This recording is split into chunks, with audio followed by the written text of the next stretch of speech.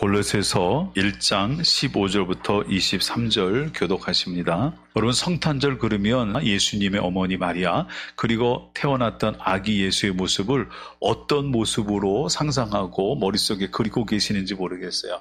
우리는 아마 크리스마스 카드 같은 데 나왔던 그런 모습으로 예수님의 탄생을 생각할지 모르겠습니다. 가톨릭 교회에서 나사렛이라는 곳에 마리아의 수태고지를 기념하고 싶은 교회를 하나 세우고 싶은데 각 나라에서 헌금을 좀 모아서 보내주면 좋겠다 이렇게 했어요. 그래서 각 나라에 있는 교회들이 헌금을 모아서 보내줬더니 그 보내준 금액이 꽤 많이 됐어요. 그래서 교회가 생각보다 아주 크고 화려하게 멋지게 지어졌습니다. 이게 수태고지 기념교회라는 교회입니다. 나사렛에 있죠. 이 나사렛 수태고지 기념교회 가게 되면 교회도 클 뿐만 아니라 마당도 아주 넓은데 마당 벽에 마리아와 예수님의 모습이 모자이크로 되어 있어요. 근데 그 모자이크로 된 그림의 모습이 하나가 아니라 여러 개로 되어 있어요. 그 교회를 짓기 위해서 헌금을 보내줬던 각 나라의 교회들이 자기들이 생각하는 성모 마리아를 거기다가 그림으로 모자이크 해놨어요. 타일로. 우리나라도 그런 도네이션 할 때 빠지지 않는 나라잖아요. 우리나라도 헌금을 보냈어요. 그래서 헌금을 보내고 나니까 그러면 한국 교회에서 생각하는 마리아와 그 다음에 어린 아기의 모습을 좀 여기다 해자. 그래서 거기 이제 우리나라가 만든 모자이크된 성모 마리아 예수님의 모습이 있어요. 마리아를 우리나라 사람은 어떤 모습으로 그릴까 생각했더니 저기 한복 입은 젊은 여인의 모습을 해놨어요. 어린 아기의 예수님은요, 색동저고리를 입은 갓난아기의 모습을 해놨어요. 이렇게 이제 나라마다 각각 자기들이 생각하는 그런 예수님의 모습과 마리아의 모습을 이렇게 만들어 놨어요. 가서 보면서 재밌다 생각을 했어요. 그런데 저기 이제 우리가 생각하는 그런 모습으로 마리아를 표현해보자. 그래서 이렇게 해놓긴 했지만 한편으로 생각하면 우리가 믿는 믿음의 주가 되시는 예수 그리스도, 우리의 믿음이라는 것이 말이죠. 각 나라가 자기들이 가지고 있는 문화나 자기들이 가지고 있는 고유한 역사나 이런 배경을 가지고 우리가 생각하는 예수를 나는 이렇게 믿겠다 하는 일이 벌어지면 이건 좀 문제가 되죠. 그렇죠? 저렇게 그림으로 표현하는 건 문제가 안 되겠지만 믿음이라는 걸 얘기할 때 우리가 생각하기에 믿음, 예수 그리스도를 믿는 믿음은 이거다. 이렇게 믿어야 된다라고 하면 문제가 생깁니다. 왜냐하면 생각을 해보세요. 우리나라는요, 배경이 기본적으로 종교 배경이 세 가지가 있어요. 하나는요, 샤머니즘이 있어요. 그 다음에는요, 불교가 있고요. 그 다음에는 유교가 있어요. 이게 우리나라 깔려있는 종교의 배경이에요.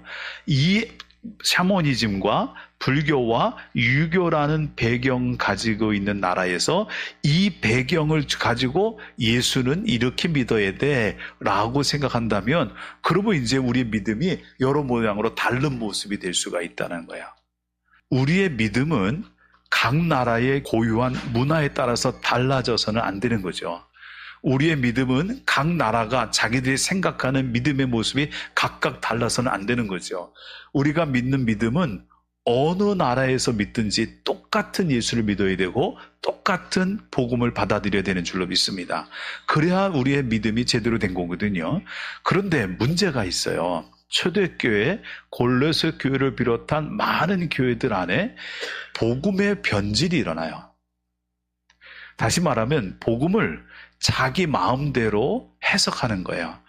우리가 예수를 믿고 구원받으려면 이렇게 믿어야 돼 라고 얘기하는 것을 하나님이 우리에게 알려준 그대로 믿는 것이 아니라 자기들이 생각하는 것에 그 모양대로 예수 믿는 것을 조금씩 변형시켰다라는 거예요. 그게 이제 문제였어요. 그래서 지금 이 골로새서라고 하는 책도 우리가 지난주에 봤을 때 에바브라라는 사람이 복음을 전했다고 그랬잖아요. 에바브라는 사람이 바울을 통해서 복음을 받아들이고 에베소에서 믿고 난 다음에 자기 고향 골로새에 가서 말씀을 전하니까 많은 사람들이 예수를 받아들이고 믿었어요. 거기까지는 문제가 없었어요. 근데 이 사람들이 많아지기 시작하니까 많아지는 무리들 가운데서 믿음이 조금씩 변질되기 시작하는 거예요. 그 변질시키는 요소들이 있다는 거죠. 그게 뭐냐? 첫 번째는 이런 요소예요. 그거는 헬라 철학이죠. 그 당시엔 그리스 로마 문화가 온 땅을 지배하고 있었어요. 그런데 그리스라고 하는 헬라라고 하는 것은 기본이 신화와 철학이거든요. 이 신화와 철학인데 그들이 믿는 신화의 신은 인간보다는 비교할 수 없을 만큼 대단하고 거룩한 거예요. 그리고 인간은 그에 비하면 열악하죠. 부족해요. 초라하고 그런 거죠. 신은 깨끗하고 육은 더러운 거예요. 이렇게 이분법적 사고를 가지고 있었어요. 이게 신화와 철학에 가지고 있는 기본 배경이었죠. 그러니까 사람들이 생각할 때 우리가 구원받으려면 구원 받을 수 있는 우리의 믿음의 대상이 되는 그분은 신이어야지 인간이면 안 된다. 이렇게 생각한 거예요. 근데 성경에서는 예수 그리스도는 참 신이요 참 인간이다 그랬거든요. 하나님이 인간의 몸을 입고 왔다 이렇게 얘기하는데 철학적인 사고를 봤을 때 이원론적인 사고를 봤을 때 이게 용납이 안 돼. 왜냐하면 거룩한 하나님이 깨끗한 하나님이 더러운 인간의 몸에 들어온다는 것 자체가 용납이 안 돼요. 그래서 이걸 이원론적으로 얘기하면서 하나님은 영이시고 예수님도 영이시고 신이기 때문에 인간의 몸을 입고 올 수는 없으니 인간의 모습으로 보여진 것은 가짜 모습이다. 가연설이라고 부르거든요. 가짜 모습이다. 그렇게 얘기하면서 영주주의적이라고 하는 이 이단을 만들어내요. 자, 그 다음에 또 뭐라고 하냐면은 이렇게 하나님이 신이시고 예수님도 신인데 그분을 믿으려면 우리가 이분이 영적인 분이니까 구원받으려면 이 영적인 부분에 대한 특별한 영적인 지식이 있어야 구원받는다. 이 헬라 철학과 비슷한 거죠. 그렇게 이제 지적인 영역에 어떤 지식이 있어야, 신에 대한 지식이 있어야, 특별한 신적인 지식이 있어야 구원받는다라고 얘기하는 이런 영지주의가 이제 나타나게 된 거예요. 영지주의와 가연설, 이 두 개가 교회의 믿음을 자꾸만 흔들어요. 그 시대가 그게 사회에 만연해 있었기 때문에. 근데 들어보면 그럴싸해요. 신은 거룩하고 인간은 더럽다. 신은 깨끗하고 인간은 부정하다. 그러니 우리가 믿는 대상이 더러운 인간의 몸을 가지면 안 되지 않느냐. 받아들일만 하죠. 이해될만 해요. 그러다 보니까 거기서 무슨 생각이 들기 시작했냐면 그러면 우리가 구원받으려면 우리 안에 있는 더러운 것을 최대한 제거해야 된다. 그럼 어떻게 되느냐? 금욕생활 해야 된다 그랬어요. 금욕.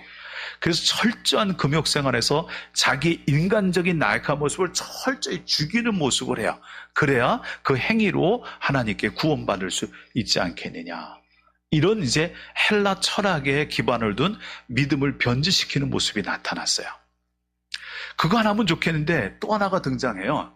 또 하나가 뭐가 등장하냐면 거기에는 소아시아 지역에는 유대인들도 많이 흩어져 살고 있었거든요. 그러다 보니까 거기가 유대인들이 모여서 공회를 만들고 또 회당을 만들고 이러면서 이제 그들의 문화를 만들어 놨는데 거기 복음이 전파되고 유대인들이 예수를 믿기 시작하니까 처음에는 예수 그리스도를 믿으면 구원받는다 해서 믿었는데 믿기는 시작했는데 나중에 보니까 자기들이 가지고 있는 오래된 유대인의 전통이 있잖아요.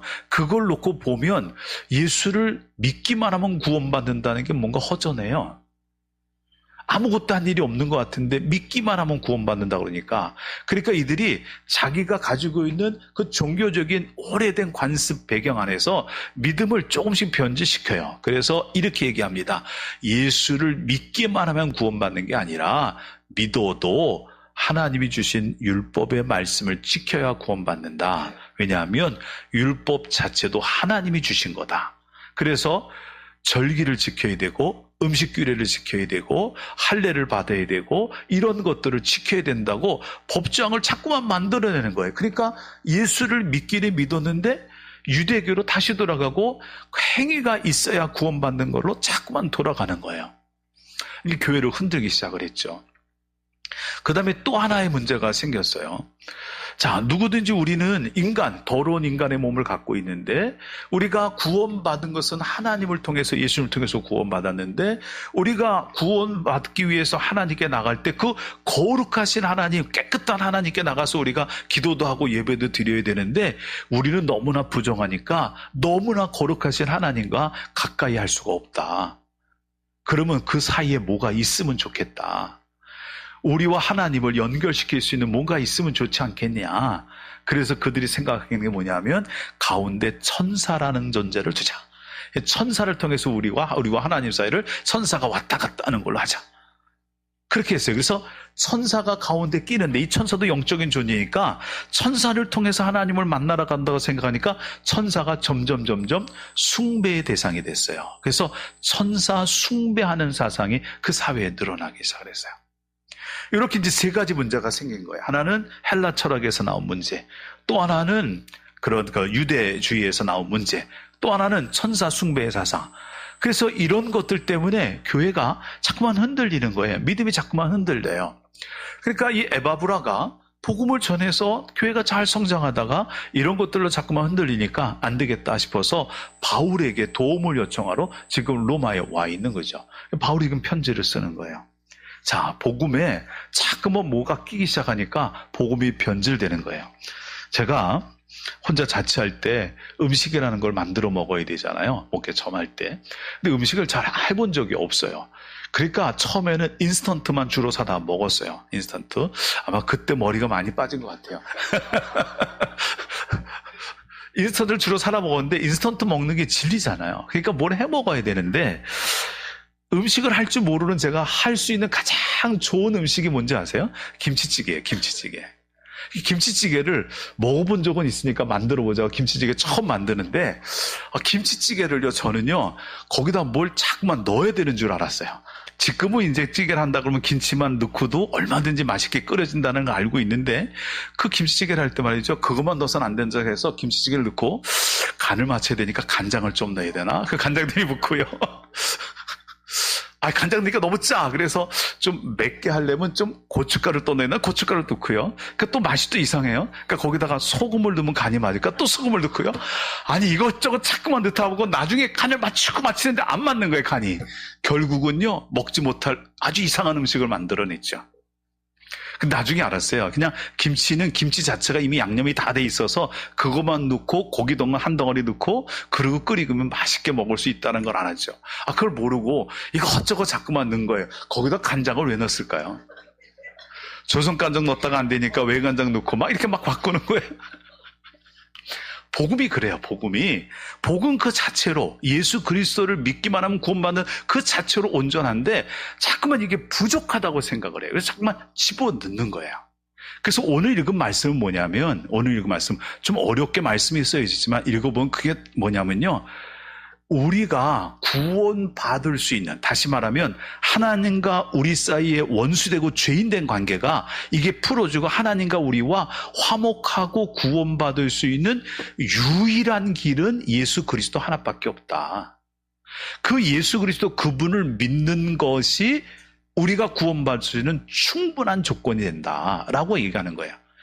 다시 말하면 예수님 그분이 우리의 구원에 그분 자체로 충분한 자격이 있는 분이기 때문에 거기다 자꾸만 뭘 갖다 붙이지 말아라 라고 얘기하는 거예요. 그 붙일 때 믿음이 흔들린다는 거죠. 근데 자꾸만 그것을 붙여서 우리의 믿음에 거하지 못하게 만들고 믿음의 기초에 서지 못하게 만들고 우리가 하나님 앞에 구원받은 자로 설 수 있다는 소망을 잊어버리게 만드는 우리의 믿음을 흔드는 일이 자꾸만 벌어진다는 거죠. 자, 그러면 예수 그리스도 그분이 어떤 의미에서 최고의 조건이 되고 자격이 되느냐? 보세요. 여기 보세요. 15절부터 보면 그는 보이지 아니하는 하나님의 형상이시요 모든 피조물보다 먼저 나신 이시니. 보이지 않는 하나님의 형상은 하나님은 보이지 않는 분인데 그 하나님이 보이지 않는 하나님이 인간에게 보이는 모습으로 나오신 것이 바로 예수님이에요. 그러니까 예수님은 곧 하나님이다라고 얘기한 거죠. 그분은 신이신 것이죠. 보세요. 모든 모든 피조물보다 먼저 나신 자고 만물이 그에게서 창조됐다는 것은 예수님은 모든 만물보다 먼저 계신 분이에요. 그러니까 그분보다 더 나은 자격을 갖고 있는 사람이 있을래야 있을 수가 없죠. 그보다 더 나은 조건을 가질래야 가질 수가 없어요. 예수님은 하나님과 함께 만물을 창조하실 때, 그 말씀으로 세상을 창조할 때 가장 먼저 계셨던 분이에요. 다른 게 아무것도 없었어요. 그때는 지식도 없었고, 그때는 사상도 없었고, 아무것도 없잖아요. 율법도 없었고, 계명도 없었고. 그러니까 예수님이, 그분이 유일한 기준이 된다는 건 그분은 모든 만물마다 먼저 계셨고, 심지어는 천사까지도 피조물인데 예수님은 피조물이 아니라 창조주 되시니 그분이 유일한 표준이다 라고 얘기하는 거죠. 그 다음에 또 보십시오. 17절부터 보면, 또한 그가 만물보다 먼저 계시고 만물이 그 안에 함께 섰느니라. 함께 섰다라는 것은요, 만물이 예수 그리스도 안에서 유지되고 현상이 유지되고 있다라고 얘기하는 거예요. 다시 말하면 헬라 철학이나 지식이나 사상으로 세상이 운영되거나 유지되는 게 아니고, 선사 숭배 사상 같은 걸로 세상이 지탱되는 것이 아니라 만물을 창조하신 예수 그리스도 그분을 통해서 이 세상이 지금과 같이 존재하는 거다라고 얘기하는 거죠. 자, 그 다음에 그는 몸인 교회의 머리시라 그랬어요. 교회의 머리가 예수 그리스도예요. 머리보다 더 높은 지체가 있나요? 없어요. 머리보다 더 높은 지체는 없어요. 머리가 모든 몸의 꼭대기야. 그러니까 모든 몸은 머리로부터 지배를 받게 돼 있으니 예수님보다 더 높은 어떤 자격 있는 존재는 없다라고 얘기를 해요. 또 이렇게 얘기합니다. 그는 죽은 자들 가운데서 먼저 나신 이시니 이는 친히 만물의 으뜸이 되려 하심이요. 그랬어요. 죽었다가 다시 살아나신 분이 예수님이 가장 먼저죠. 그러니 그보다 더 먼저 죽었다가 살아난 존재가 없어요. 그러니 예수님이 시작이죠. 예수님이 모든 부활의 시작이에요. 예수님이 모든 영생의 시작이라는 겁니다. 그 다음에 아버지께서는 모든 충만으로 예수 안에 거하게 하시고, 하나님께서 이 땅에 오신 인간의 몸으로 입고 오신 예수 그리스도 그 몸 안에 하나님의 신성을 충만히 부으셔서, 그래서 하나님의 아들로서 이 땅에서 마지막 십자가까지의 모든 사역을 완성할 수 있도록 만들어 주셨다는 거예요. 그 모든 것들이 하나님과 함께 하신 일이죠. 그래서 그의 십자가의 피로 화평을 이루사 만물 곧 땅에 있는 것들이나 하늘에 있는 것들이 그로 말미암아 자기와 화목하게 되기를 기뻐하심이라. 하나님과 우리 사이에 화목할 수 있는 유일한 그 일을 할 수 있는 분은 예수 그리스도밖에 없다. 왜냐하면 하나님께서 그에게 모든 신성을 충만히 부으셨고, 그분이 세상 모든 것보다 먼저 있었고, 어떤 중보자보다도 예수님이 가장 먼저 있던 분이니, 그분이 우리와 하나님 사이에 연결을 해주신다면 그보다 더 완전하고 확실한 자격 있는 분은 없지 않느냐. 그러므로 그분을 믿으면 구원받는다는 거예요. 그래서 여러분 22절 보세요. 이제는 그의 육체의 죽음으로 말미암아 화목하게 하사 너희를 거룩하고 흠없고 책망할 것이 없는 자로 그 앞에 세우고자 하셨으니, 그래서 예수님을 믿으면 어떻게 돼요? 하나님과 화목하게 돼요. 이 예수 그리스도를 믿으면 하나님과 화목하게 되고, 이 하나님과 화목한 자가 되면 하나님 앞에 거룩하고 흠 없는 자로, 책망할 것이 없는 자로 하나님 앞에 서는 그 자격을 얻게 되는 줄로 믿습니다. 우리가 어떤 행위를 해서 하는 게 아니에요. 어떤 지식을 얻어서 하는 게 아니에요. 그 선사를 통해서 그 자리에 가는 게 아니라는 거죠. 육체적인 금욕을 통해서 그 자리에 가는 게 아니에요. 우리와 하나님 사이에 유일한 화목의 통로가 되시는 예수님, 그분을 내가 믿음으로 받아들이고 믿기만 하면, 그 믿음으로 말미암아 내가 믿는 예수님이 충분한 조건이 되시기 때문에 내가 그분으로 말미암아 하나님 앞에 흠없고 책망할 것이 없는 자로 서게 되는 겁니다. 그래서 바울은 얘기합니다.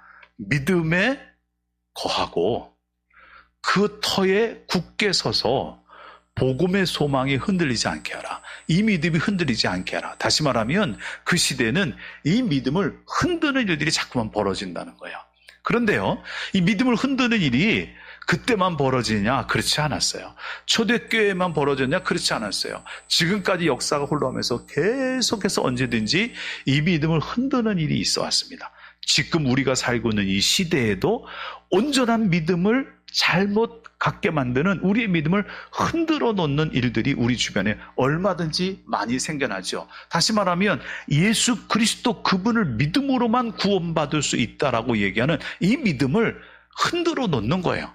그래서 자꾸만 뭔가 더 해야 되는 것처럼 느끼게 만드는 그런 변질된 복음을 우리 가운데, 우리 주변에서 우리 가운데 자꾸만 주입하려고 하는 그런 세력들이 있게 되는 겁니다. 그래서 우리가 바울을 이 고린도서 말씀을 보면서 우리가 기억해야 될 것은요, 우리가 구원받을 수 있는 유일한 길은 다른 게 아니고 예수 그리스도, 그분이 하나님의 아들 되시고 예수 그리스도가 우리의 죄를 씻어주신 유일한 분이고 예수 그리스도가 부활하셔서 우리의 영생의 소망의 첫 열매가 되셨으니 누구든지 예수를 믿으면 그 예수님을 통하여서 하나님 앞에 거룩하고 흠없는 자녀로 세움받게 되는 것이다 라는 것을 믿는 이 믿음, 이것에 흔들림이 없어야 될 줄로 믿습니다. 여러분, 흔들리지 마세요. 네, 흔들리지 않아야 되는데 이게 흔들릴 수가 있죠. 자, 한번 제가 여러분 한번 점검해 보겠습니다. 말씀을 갖고 점검해 볼게요. 마태복음 24장 6절 이하의 말씀 보게 되면 마지막 때에 대한 얘기가 이렇게 나옵니다. 마지막 때가 되면 난리와 난리 소문이 있는데 곳곳에 기근과 지진이 있게 될 것이다, 이렇게 얘기를 했어요. 곳곳에 기근과 지진이 있는 것이 마지막 때예요. 그러니까 이것이 일어날 때 이제 세상의 종말이 다가왔다는 거죠. 자, 그런데 베드로 후서 3장 9절에 가서 보니까 이런 말씀이 있어요. 주의 약속은 어떤 이들이 더디다고 생각하는 것이 더디는 것이 아니라 오직 주께서는 너희를 대하여 오래 참으사 아무도 멸망하지 아니하고 다 회개하기에 이르기를 원하시느니라. 그랬죠? 모든 사람이 멸망하지 않고 다 회개하기를 이르시는데 이미 이 땅에 기근과 지진이 시작됐으면 구원받지 못하고 죽는 사람도 생길 거 아니에요. 그렇죠? 그럴 수 있잖아요. 근데 그거는 하나님이 모든 사람이 멸망하지 않기를 원하신다는 이 사랑의 하나님의 성품에 위배되잖아요. 기근과 지진이 이미 시작됐으니 얼마 있다가 종말이 올 텐데 그러면 분명히 예수를 모르고 죽는 사람도 있을 것 같으니 문제가 생기지 않느냐. 그래서 마태복음에서 얘기하는 기근과 지진이라는 것은 우리가 지금 우리 현실에서 경험하고 있는 땅이 흔들리는 기근과 지진이 아니다라고 얘기를 해요. 그러면서 아모스 8장의 말씀을 갖다가 설명을 합니다. 보세요. 아모스 8장.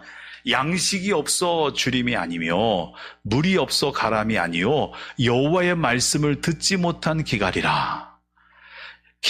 기근이라는 거, 이것은요, 비가 내리지 않아서 이 땅에 기갈이 있는 것이 아니고 우리가 하나님의 말씀을 제대로 알아듣지 못해서 영적으로 느끼는 기갈이라는 거죠. 예? 그렇기 때문에 우리가 지금 하나님을 믿긴 믿어도 교회 가서 예배 드리고 나서 예배 돌아서면은 뭔가 답답함이 생기고 우리가 하나님께 기도해서 회개하고 은혜 받은 것 같아도 시간 지나면 다시 과거로 돌아가며 그래서 우리 믿음이 자꾸만 퇴보하는 것 같이 느껴지는 것이 바로 여호와의 말씀을 듣지 못하는 영적인 기갈 때문이다. 이것이 성경에서 말하는 기갈이다. 이렇게 얘기를 했어요. 맞아요? 틀려요? 맞아요. 틀려요. 자, 좀 더 나갈게요. 그래서 우리가 사는 세대는 이렇기 때문에 보기는 보아도 알지 못하고 듣기는 들어도 깨닫지 못하는 그런 영적인 무지 상태에 있다. 그런데 하나님께서는 다행히도 성경 말씀 안에 선지자들을 통해서 그 숨겨진 비밀들을 다 숨겨놓으셔서 말씀을 제대로 읽어보면 우리가 어떻게 구원받는지 어떻게 신앙생활하는지 알 수가 있다. 한번 성경 한번 찾아보자. 그래서 찾은 것이 어딘지 아세요? 이사야 28장입니다. 자, 보세요. 그러므로 주 여호와께서 이같이 이르시되 보라 내가 한 돌을 시온에 두어 기초를 삼았노니 곧 시험한 돌이요 귀하고 견고한 기초돌이라. 그것을 믿는 이는 다급하게 되지 아니하리로다. 그렇죠? 하나님이 한 돌을 시온에 뒀는데 그 돌을 믿는 자는 다급하게 되지 않는데요. 그 돌을 믿는 자는 그 구원받는 데서 떨어지지 않겠죠. 자, 여기서 말하는 돌은 뭘까요? 예수 그리스도예요? 베드로전서 2장 4절 사람에게는 버림바 되었으니 하나님께는 택함을 받은 보배로운 산돌이신 예수께 나아가. 이 돌이 누구라고요? 예수예요. 그래요. 그래서 예수님을 믿으면 그 사람이 마지막 때 당황하지 않게 될 것이라고 그렇게 얘기를 했어요. 그죠? 그 예수님을 믿으면 마지막에 다급하게 되지 않다. 즉 예수를 믿으면 구원받는다는 거죠. 그런데 그래서 우리가 예수를 믿으면 구원받는다고 생각하지만 사실은 마태복음 7장에 보면 이런 말씀이 있다는 거예요. 한번 읽어볼까요? 나더러 주여 주여 하는 자마다 다 천국에 들어갈 것이 아니요 다만 하늘에 계신 내 아버지의 뜻대로 행하는 자라야 들어가리라. 예수 그리스도가 산돌이시기 때문에 그분을 믿으면 구원받는다고 그랬는데 교회에서 그러지 않느냐고, 성경에서 그러지 않느냐고, 예수 그리스도를 믿음으로 고백하면 구원받는다고, 믿음으로 구원받는다, 은혜로 구원받는다 그러는데 마태복음 7장에 예수님 하신 말씀 보니 믿기만 하면 구원받는 게 아니라 어떻게 해요? 아버지의 뜻대로 행하는 자라야 구원받는다고 그러지 않느냐. 그 믿음 갖고는 안 된다. 믿음만 갖고는. 근데 여기서 말하는 아버지의 뜻이 여러분 뭔지 아세요? 아버지 뜻이 뭐예요? 자, 성경을 한번 보겠습니다. 요한복음 6장 40절. 내 아버지의 뜻은, 그랬죠? 아버지 뜻 나오잖아요. 아들을 보고 믿는 자마다 영생을 얻는 것이니라. 아버지의 뜻은 뭐냐면 예수를 믿고 영생을 얻는 것이 아버지의 뜻이래요. 근데 아까 영생을 어떻게 얻는다고요? 그 아버지의 뜻대로 행하는 자라 영생을 얻는다라고 얘기를 했어요. 그러면 영생이라는 게 도대체 뭐냐? 그것을 또 성경으로 이렇게 제시를 해요. 요한복음 17장 3절. 영생은 곧 유일하신 참 하나님과 그가 보내신 자 예수 그리스도를 아는 것이니이다. 아는 것이니이다. 자, 여기까지 설명을 드렸어요. 지금까지 설명한 게 맞아요? 틀려요? 맞아요? 틀려요? 맞아요? 큰일 났네. 이거 신천지가 전도하는 방법입니다. 진짜로 이 신천지한테 요 그대로 넘어가서 교육을 받고 그러고 나중에 신천지에서 나와서 간증한 분의 얘기예요. 믿음을 틀어놨다는 거예요. 그 도대체 뭐가 문제일까요? 지금까지 설명한 게 뭐가 문제예요? 예수님만 믿으면 구원받는다는 믿음을 흔들어 놨거든요, 지금이요? 근데 뭔지 모르잖아요. 자, 여기 보면 예수 그리스도를 아는 것이니다 그랬죠. 그런데 여기 뭐라고 말하지 않냐면 예수 그리스도를 믿는 것이다 라고 얘기하지 않았어요. 그래서 이 말씀을 가지고 그래서 우리가 예수 그리스도를 알려면 성경 공부를 해야 된다. 모르는 게 너무 많다. 그래서 성경 공부를 시켜요. 아주 열심히 시킵니다. 그래서 아는 지식이 있어야 된다고 얘기를 해요. 교묘하게 넘어가죠? 교묘하게. 아까 우리 영주의 얘기할 때 그랬잖아요. 어떤 신적인 지식이 있어야 구원받는다고 얘기하잖아요. 이게 뭔가 알아야 된다고. 그래서 성경을 깊이 알아야 된다고 하는데 그 깊이 아는 것이 잘못 가리키는 거예요. 네.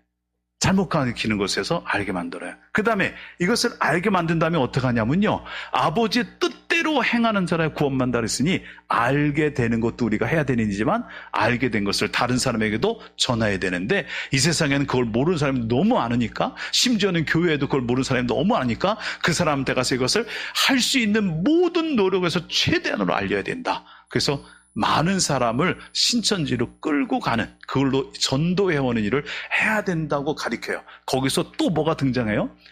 행위라는 것이 등장해요. 행위.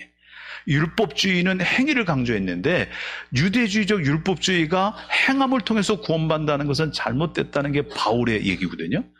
바울은 로마서 3장에서 분명히 얘기했어요. 사람이 구원받는다는 것은 오직 예수 그리스도를 믿음으로 말미암아 값 없이 의롭다함을 받는 거라고 그랬어요. 바울은 그걸 아니라고 얘기하는데 사람들은 자꾸만 이걸 등장시키는 거예요. 그래서 뭔가 많이 알아야 구원받는 것처럼 뭔가 행해야 구원받는 것처럼 믿음을 자꾸만 변질시켜 오는 거예요. 그게 신천지였어요. 여러분 정신 바짝 차리세요. 여기 다 신천지 넘어갈 수 있는 사람들이에요.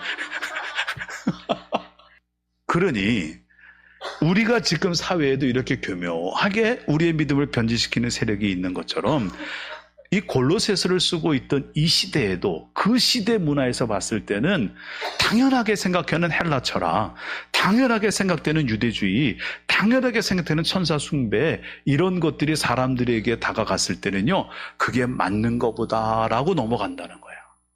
그런데 여러분 정신 차리십시오. 믿음에 거하여서 23절 말씀이에요.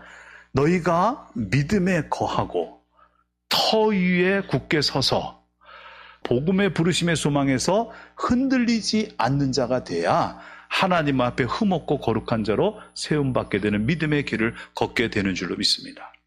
여러분, 흔들리지 마십시오. 그러려면 우리가 믿음에 거하여야 됩니다. 예수 그리스도만이 나의 유일한 구세주 되신다. 예수 그리스도의 십자가의 피로 내가 구원받았다. 내가 하나님 앞에 죄인이지만, 그리고 구원받은 뒤에도 부끄러운 모습이 여전히 있지만, 그럼에도 불구하고 하나님이 나를 부르심에는 후회함이 없으니 나를 구원하여 주시는 것은 흔들리지 않을 줄로 내가 믿는다라는 믿음이 있어야 될 줄로 믿습니다.